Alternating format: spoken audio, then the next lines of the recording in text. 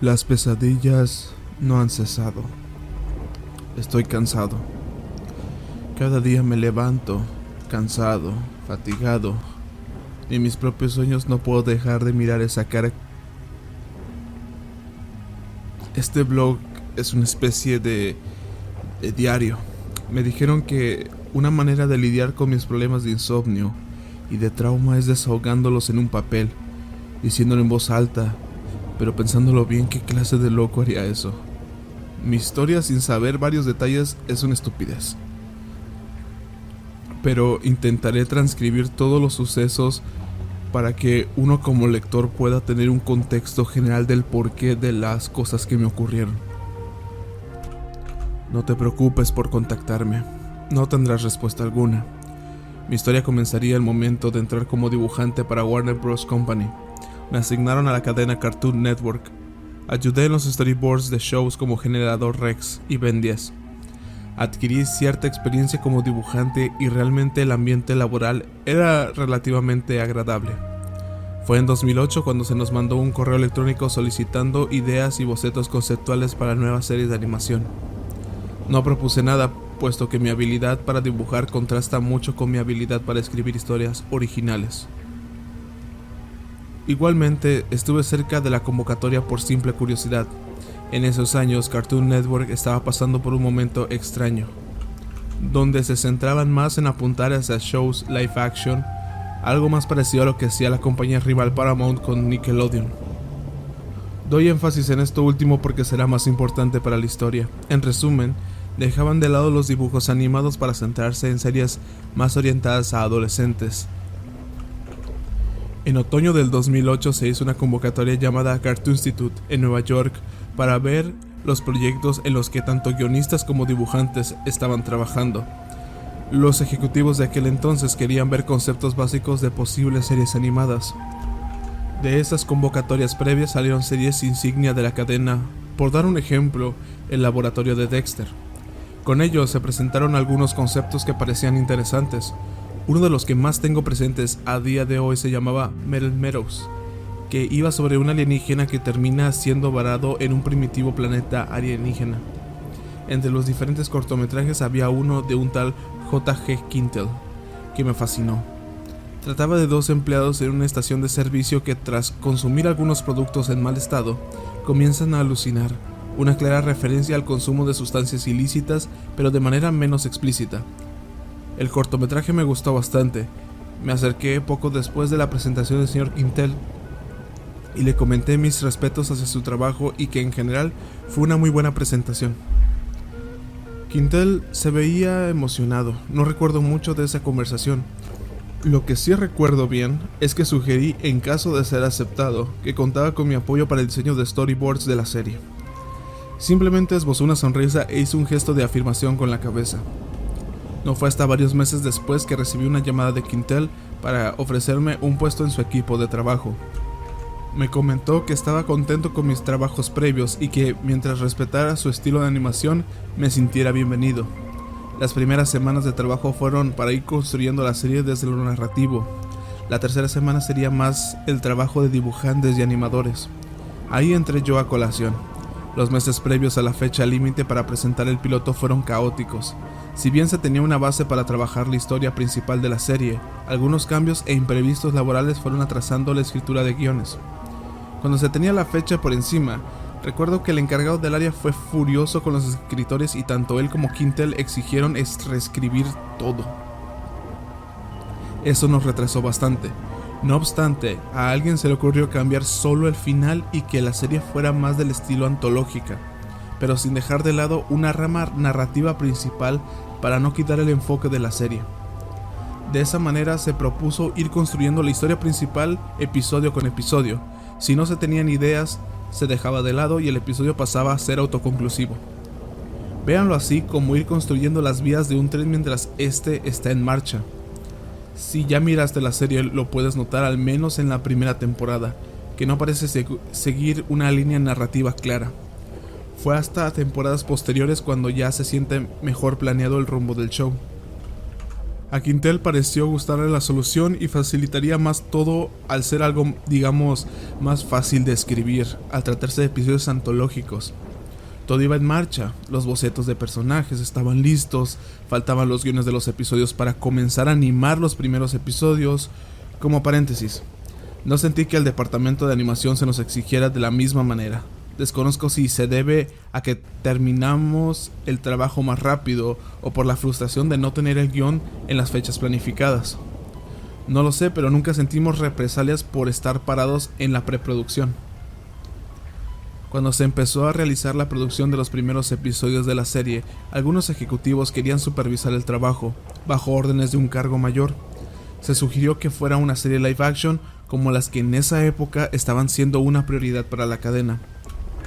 Se sugirió que se cambiara el formato de la serie y que se hiciera un piloto con los guiones aprobados restantes. El tipo sacó uno de los guiones de la carpeta que descaradamente gritaba "guiones aprobados" y la dejó caer con fuerza sobre el escritorio mientras nos daba la orden. El departamento de animación estaba furioso. Se sentía como ser reemplazado por una solución más fácil y menos costosa. Se le asignó a otro departamento la adaptación del guión para un episodio piloto en live action. En ese momento desconocía completamente qué guión se les fue otorgado, pero después de unos meses lo pude ver. El enojo del departamento era tal que se inventaba chismes sobre el departamento a cargo de producir episodios live action. Se llegaron a decir cosas cuestionables sobre algunos miembros del staff, incluso yo inventé algunos. Nuestra justificación fue la que te podrás imaginar: estos tipos nos quieren quitar el trabajo. Los siguientes meses de trabajo fueron relativamente normales en mi departamento. Más allá de un día difícil, siempre se intentaba llegar a las metas establecidas. J.G. Quintel alternaba entre ambos departamentos para supervisar el proyecto. Se me fue asignado un papel de supervisor. Quiero creer que fue por mi buen desempeño y estuve viendo detenidamente algunos episodios que estaban en proceso de animación.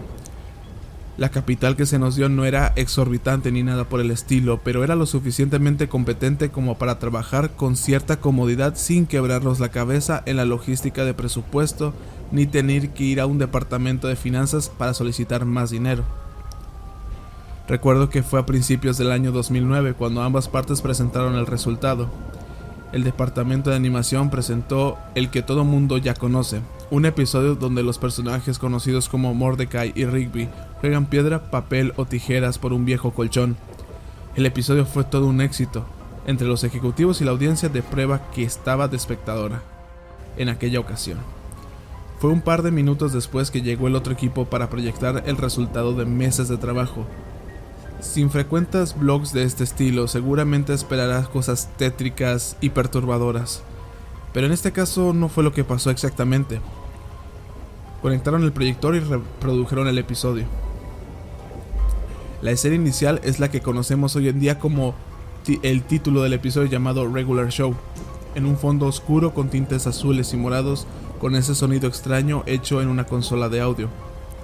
Fue desconcertante esa clase de introducción. Nosotros habíamos hecho una más elaborada con un plano secuencia recorriendo todo el parque. Se hizo como una especie de homenaje a los Simpson con esa presentación visual breve de todos los personajes principales y secundarios realizando sus actividades laborales y recreativas en el parque, que para ese momento sabíamos que sería el principal escenario tratándose del trabajo de los personajes. Por eso nos pareció flojo o inclusive cutre por parte del otro equipo un simple texto con el nombre de la serie, un fondo fijo y una música que más parecía un efecto de sonido. El episodio comenzaba con dos chicos jóvenes interpretando a los mismos personajes que se tenían en los guiones originales. Para diferenciarlos se basaban en los colores de vestimenta que llevaban. Por ejemplo, recuerdo que el chico que interpretaba a Mordecai llevaba sudadera roja y jeans negros y una gorra blanca. En cambio, el actor que interpretaba a Rigby llevaba un pantalón negro, una camisa blanca y un gorro café. El capítulo se desarrollaba en el interior de la casa.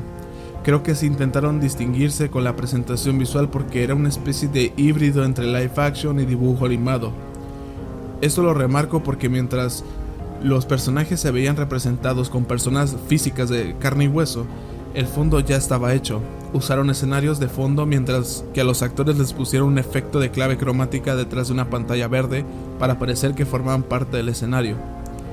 Pese a ser un departamento el cual odié por algunos meses, más por competencia que por un motivo personal, estaba seguro de que habían hecho un trabajo impresionante. El arte de los dibujos era muy bueno y se apegaba al estilo. Los efectos especiales, si bien no eran perfectos para hacer un capítulo piloto al cual se le asignó un presupuesto relativamente corto, estaba bien hecho. No voy a engañarme a mí mismo cuando les digo que no temí porque tomaran esta ruta para la serie. El capítulo iniciaba con Mordecai intentando hacer un truco de lucha libre. Se encontraban en una recámara con un acomodo parecido a un ring de lucha. En eso, realiza un mal movimiento y termina cayendo golpeándose la cara contra el piso. En el cambio de escena se encuentra Rigby grabando todo. Aquí mencionaré que los actores tienen poca diferencia de estatura. Se escuchan las risas por la grabación y se ve cómo se van corriendo de la habitación. Mordecai lo persigue mientras mostraban planos estáticos, seguramente por los fondos fijos mezclados con efectos especiales. La escena mostraba a Rigby subiendo el video a internet, riendo en todo momento.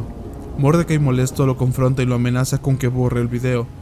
Rigby se tranquiliza e intenta borrarlo, pero el mismo video se vuelve popular en internet, siendo difundido en todas partes. Rigby lo calma insistiendo que todo se calmará porque la fama es fugaz. A continuación hay una secuencia que indica que han pasado varios meses y se observan diferentes imágenes de transiciones en la secuencia, dando a entender que después de varios meses la popularidad no ha bajado en lo absoluto. La siguiente escena los mostraba a los dos mirando la televisión y mientras navegan en los canales solo ven noticieros mostrando la caída de Mordecai una y otra vez. Mordecai suelta una frase deseando que ojalá no lo hubieran grabado. A continuación la serie muestra un comercial de televisión. Haré una pequeña pausa para dar más contexto de lo que les voy a explicar. ¿Recuerdas quién engañó a Roger Rabbit? Fue una de las películas más icónicas de la animación en la década de los años 80. Se estrenó en 1988 y fue dirigida por Robert Zemeckis y Richard Williams, este último en el apartado de animación. Basado en una novela, presenta un mundo en el que personas y dibujos animados coexistían por igual, siendo sus intérpretes mismos, actores, productores, etc. Estoy seguro que aún, y si no creciste en esa época, te será fácil reconocer la película y su importancia para Disney. La historia, pese a la descripción, fue clasificada PG en Estados Unidos. La historia sigue a una estrella de dibujos animados, Roger Rabbit, quien es incriminado por un asesinato que no cometió, siendo acechado por las autoridades. En su desesperación, acude a un detective especializado en casos de caricaturas. Ahora te preguntarás, ¿qué tiene que ver esto con mi historia? La respuesta es fácil: el antagonista. El juez Doom fue mi mayor terror desde que era niño y vi la película. El diseño es simplemente aterrador. Eso aunado a la escena donde es aplastado por la aplanadora y se descubre que es un muñeco que alberga una caricatura. Ahora volviendo a la historia, el personaje que aparecía en el comercial de la televisión era el juez Doom. Claramente no era el actor Christopher Lloyd de la interpretación, de hecho hubiera preferido que así lo fuera. Era una máscara del actor modificada para que pareciera que se trataba del juez Doom original. Sin embargo, solo hacía que pareciera más aterrador de lo que ya era. La sala se quedó en silencio el tiempo que apareció en la pantalla. Mi pequeño yo de 7 años volvió a encarnarse en mi cuerpo, y solo me quedé congelado durante la escena. Para nadie es secreto que J.G. Quintel, que a partir de ahora llamaremos James, es fanático de la década de los 80s. Si has visto la serie, lo puedes suponer por las referencias que hace tanto en los aspectos de algunos personajes como en la música que he visto que usó a lo largo de la transmisión del programa. De verdad intento descifrar cómo en la mente de los líderes del equipo este producto final se veía convincente. A nadie le pareció gracioso ese personaje que por motivos legales y obvios no se llamaba igual que el personaje de la película. Mi reacción fue paralítica y solo escuchaba mientras observaba la escena. Mis piernas no reaccionaron para largarme de la sala y recuerdo las palabras que emitió y a día de hoy las tengo grabadas a fuego en mi mente. Hola, ¿quisieras evitar una pena pública para siempre? Llama ahora, soy Doom. y yo mismo puedo ayudarte a rebobinar tus problemas para siempre. Llama ahora al 5508-DOOD. La escena acabó y yo seguía parado, confundido y desconcertado por lo que estaba viendo. Continuó con Mordecai y Rigby llamando al tipo. Se muestra una transición de reloj y a continuación se muestran a los dos en el interior de la casa esperando. Tocan la puerta y ahí estaba.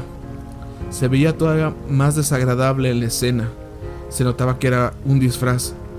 No sabía si tenía la esperanza que el verdadero Christopher Lloyd interpretara en un futuro al personaje, pero por lo que se veía era simplemente incómodo. Podía verse las arrugas de la máscara que no terminaban de encajar en la cabeza del actor. Se presentó y lo saludó cordialmente.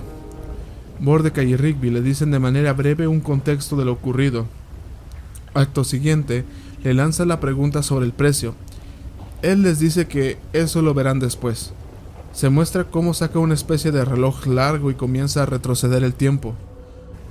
Se muestra cómo viajan sobre una superficie a través de un fondo similar al de la intro del episodio, seguido por varios relojes que van pasando a gran velocidad durante la secuencia. Lo que pasa después es que regresan al momento en el que Mordecai realizará el movimiento de lucha. En eso se muestra cómo Dude, mientras realiza el movimiento, toma a Rigby que se encuentra grabando y lo duerme con un puño con un líquido verde. Los chicos parecen incomodarse. Las personas que se encontraban en la sala se voltearon a ver confundidas. Se escuchaban algunas risas y en otros susurros inaudibles. Era claro que había opiniones divididas. En la escena se notaba cómo el actor de Rigby luchaba con fuerza para soltar el agarre, mientras que Dude se veía cómo lo tomaba bastante fuerte. Independientemente si fue actuado o no, no era algo que uno elegiría para un programa para niños. Acto seguido, regresan al escenario de viaje en el tiempo. Se muestra el mismo fondo. La diferencia es que Dude se llevó al Rigby del pasado junto con ellos. En eso, la cara de Dude se torna seria. Les comenta que ahora llegó el momento del pago. El pago es que uno de los dos le tiene que dar la mitad de su vida, o en otro caso, que le dejen a ese Rigby, que en otro sentido no afectaría su línea temporal, solo se darían cuenta en una realidad. Él empieza a persuadirlos de aceptar, mencionando que su retiro será más pronto y bromas referentes al trabajo. Una de las pocas veces que esbocea una sonrisa de verdad durante el episodio. Ellos descaradamente le ofrecen $8 como remuneración, pero solo hace que se desespere más. Ambos chicos se voltean a ver y dicen que no. Exige que regrese al chico de vuelta. En eso se ve como los ojos van en crecimiento y tornándose más rojos, bajando la tonalidad a un rojo más intenso y oscuro. Amenaza con acabar con ellos y viajar al pasado para evitar que sus padres se conozcan. Comienza una pequeña pelea física mientras el escenario se distorsiona. Un empujón lleva a otro y el Rigby del pasado cae al vacío y se muestra de una manera bizarra cómo se desintegra en pequeños pedazos de polvo. La pelea concluía con Rigby sujetando uno de los pies y Mordecai lo empujaba. De él solo se podía ver cómo colgaba una de sus manos en la superficie mientras pedía ayuda. Mordecai y Rigby se quedaron estáticos de pies a cabeza. Se veía cómo se desintegraba, quedando únicamente su mano agarrada con fuerza aún en la superficie. Al final se veía cómo se dirigían a un blanco cegador, despertando en la sala de su casa en el parque. El capítulo terminaba con ellos mirando la televisión, percatándose que nunca se grabó el video. El episodio cierra con un plano que se aleja cambiando la toma a un pedazo de la mano de Dude que, tras un pequeño movimiento, da paso a la apertura de los créditos. Igual que la introducción, los créditos se presentaron en el mismo fondo con la misma música desanimada. El episodio recibió aplausos y algunas voces se escuchaban susurrar en la sala. Finalmente nos notificaron que mañana tendrían su veredicto sobre la elección. Esa noche tuve pesadillas con Dude toda la noche. Soñé que era yo quien se desintegraba en el vacío. Soñé que era yo quien estaba dentro de ese traje y que mis acciones eran involuntarias. Era más como un esqueleto que era controlado por alguien más. Al día siguiente los ejecutivos tomaron una decisión. Ya sabes cuál fue. El piloto de mi equipo se quedó como seleccionado para transmitir en televisión. James se puso de pie y comenzó a aplaudir. Yo estaba eufórico. Los empleados del otro departamento se quedaron en silencio. Los hombres de traje pidieron que todos menos James y yo saliéramos de la sala. Nos felicitaron y nos comentaron que teníamos vía libre para escoger el equipo de trabajo, pero que estábamos limitados de capacidad de personal. Le pedí a James que trabajáramos con mi equipo. Él aceptó casi al microsegundo de la propuesta. Bastó con una breve plática para que me confesara que fue un martirio supervisar el otro proyecto, principalmente por la libertad creativa que creían tener. El equipo propuso muchas ideas que no le parecieron correctas, algunas otras las hicieron a pesar de haberles dicho que no. Uno de ellos inclusive intentó una especie de amenaza hacia James, pero al ser algo que hasta parecía hecho en broma lo dejó pasar. No supe mucho después, más allá que el departamento entero fue reasignado a otras áreas de trabajo. Sin embargo, nos quedamos con algunos aportes. Uno de ellos fue la introducción que decidimos conservar por el misticismo que transmitía. La música de la introducción fue cambiada a los créditos del show, es decir, la música de los créditos era originalmente la música que acompañaría el plano secuencia del inicio del show. Llegaron quejas de los empleados que participaron con estas ideas por no estar incluidos en los créditos, pero los directivos alegaron que no fueron participantes de gran impacto como para acreditarlas junto con los responsables de características muy importantes como directores, animadores, productores, actores, etc. Mis traumas no hicieron más que empeorar cuando empecé a trabajar en ese show. Soñaba frecuentemente con Dude. Empezaron a presentarse diferentes situaciones que solo hacían que mi miedo incrementara. El show era un éxito y me había ganado el respeto de varios trabajadores y colegas, por lo que no era algo tan simple como dimitir del puesto. Empezaron a llegar correos electrónicos con archivos con la cara de Dude. Me extrañaba mucho que me llegaran esos archivos. No era uno ni dos. Eran por lo menos 10 al día. Eventualmente me iba acostumbrando. Reporté el correo, pero siempre me empezaban a llegar de diferentes cuentas. Pasó de eso a llamadas y fue ahí donde me empecé a realmente asustar. La voz era reconocible. Era él. No era el carismático actor Christopher. Era el actor que apareció en el corto. Llamé a James histérico por el acoso que recibía. Pedí información y solo pudo darme los contactos de los chicos que interpretaron a Mordecai y Rigby, que lo demás fue encargado del director de casting. Ambos eran estudiantes de teatro en la universidad local. Pregunté sobre su experiencia trabajando en el set y sobre todo del sujeto que interpretó a Dude. Ellos solo lo describieron como un raro de mierda. Nunca lo vieron sin su traje y tenía una actitud extraña. Era todo un bicho raro. Me comentaron que podía hablar con Dustin Barnes, que fue el encargado del cast. Llamé al señor Barnes. El tono de su voz emanaba cansancio. Pregunté acerca del actor que interpretó a Dude. Me comentó que sabía poco. Se trataba de un hombre caucásico, alto y delgado. Sus ojos son de color marrón. Me dejó su dirección de registro, lanzando el comentario que es el documento que se le solicitó tras ser elegido en su convocatoria, como sus datos de contacto. La dirección dio lugar a una casa con ventanas rotas, grafitis por todas partes, un gato muerto en el costado del patio. No había indicio de un residente en esa casa. La curiosidad no fue tan grande como para hacerme entrar en esa casa. Mis sentimientos eran terror y frustración porque no encontraba respuestas. Un día domingo me encontraba en casa con una amiga, Rachel. Estábamos conversando para mantenernos al día después que ella fuera a Stanford a estudiar su carrera en leyes. Para no dar más detalles, arrojaron a mi casa un paquete. Rachel y yo nos miramos con cierto desconcierto. Hasta ese punto, ella desconocía todo lo que había pasado, y fue ese día donde tuve que contarle todo. Al abrir el paquete contenía un DVD con el nombre Dude, garabateado de mala gana. Lo iba a tirar a la basura, pero Rachel insistió en que lo viéramos. De esa manera tendríamos evidencia para levantar una denuncia formal. Reprodujimos el DVD, y ahí estaba ese hijo de puta. El maldito Dude. El traje del muñeco se veía más demacrado, más descuidado y sucio. La cara parecía estar aún más arrugada que el episodio, y al no tener efectos especiales en los ojos, lucía como si detrás de ese traje no hubiera nadie. Parecía que no tenía ojos al verse negro penetrante en esas cuencas vacías. Empezó a hacer una clase de mímica rara. No supe interpretarla. Después comenzó a hacer señas en referencia a lo sexual a Rachel y a mí. A continuación mostró algunas imágenes de animales siendo cazados por otros dando a luz, incluso la foto del pie de un hombre con gangrena. Todo el video fue desagradable y Rachel lo tomó para llevarlo con autoridades. Instalé una cámara de seguridad en casa. Para este punto estaba con pánico hacia el show y el personaje. Mi límite fue el siguiente sábado por la noche. La única luz emitida provenía de la luna, una luz tan tenue que no habría diferencia si su existencia fuera condicional. Me estaba preparando para dormir. Estaba sirviendo un té de manzanilla por la constante falta de sueño que tenía. Tanteando en busca de unos calmantes que tenía por el dolor de cabeza diario, un ruido retumbó en mis oídos, no por fuerte, sino por activar un estado de alerta. Era como si tocaran las llaves de un auto contra el cristal. Casi me da un paro cardíaco.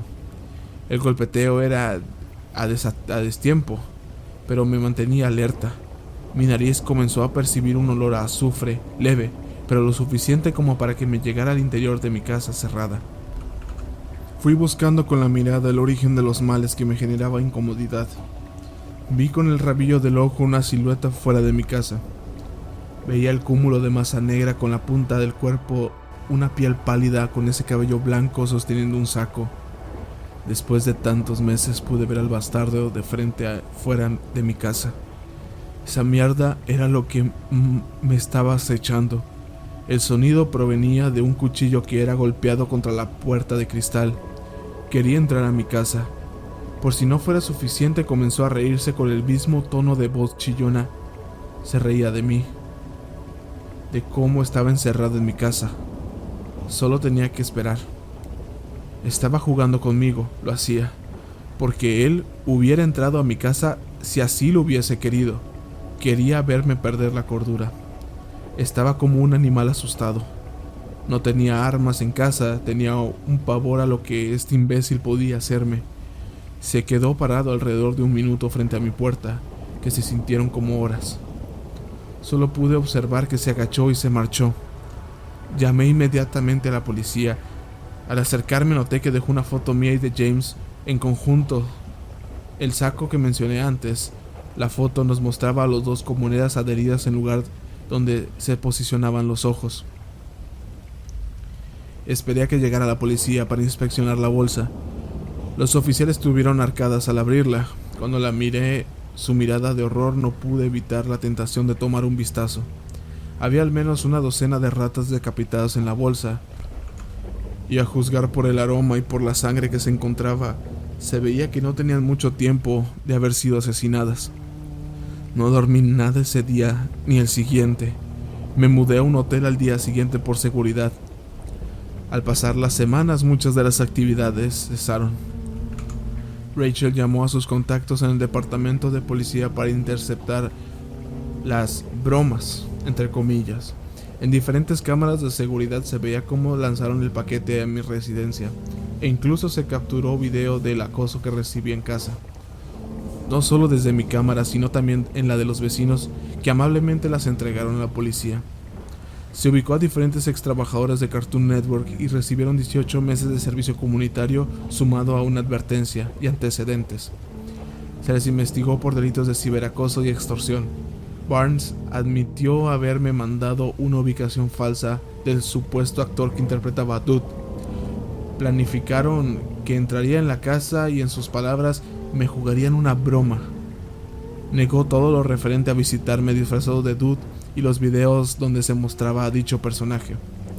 A día de hoy vivo con varias cámaras grabando las 24 horas del día, los 7 días de la semana.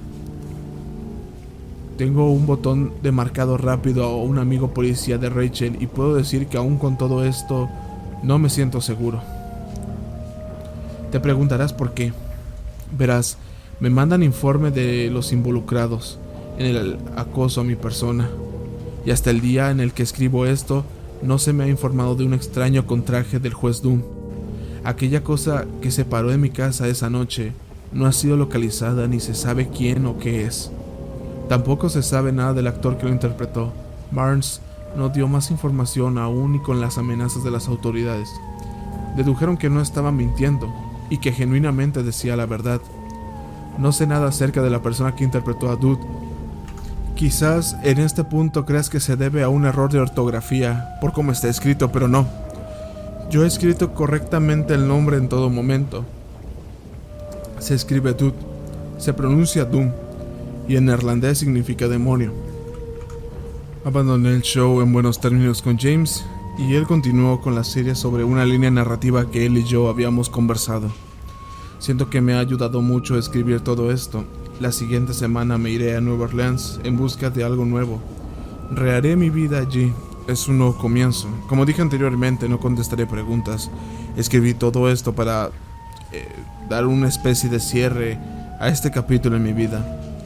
Pero el golpeteo en el cristal nunca se detuvo.